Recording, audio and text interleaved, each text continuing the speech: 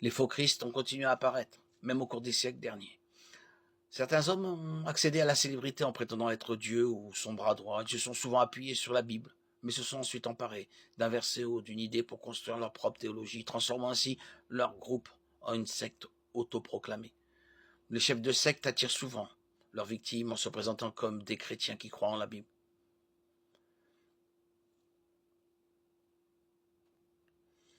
Des groupes tels que l'Église fondamentaliste des saints des derniers jours, l'Église du Christ scientiste et les témoins de Jéhovah prétendent tous être chrétiens, mais ils nient tous la divinité et l'œuvre de Jésus, le Fils de Dieu, qui est notre seul chemin vers le pardon et la vie éternelle.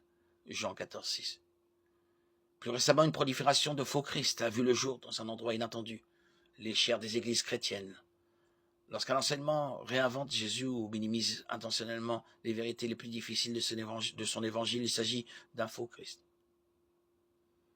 Par exemple, une vague d'enseignement de l'hypergrâce et une focalisation sur une vie de prospérité mondaine minimise la gloire de Jésus-Christ au profit d'un culte de soi.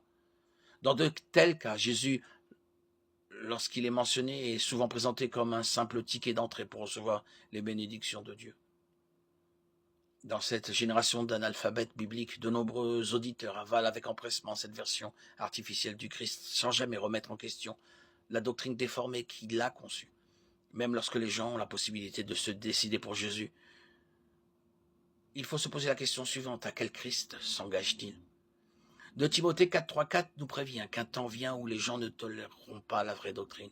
Au fur et à mesure que les jours s'assombrissent et que le péché s'intensifie, un Christ plus acceptable devient attrayant pour ceux qui ont aimé les ténèbres plutôt que la lumière. Jean 3.19. 2 Thessaloniciens 2.10-12 explique pourquoi tant de gens sont attirés par de faux Christ. Le verset 10 dit: ils périssent parce qu'ils n'ont pas accueilli l'amour de la vérité pour être sauvés.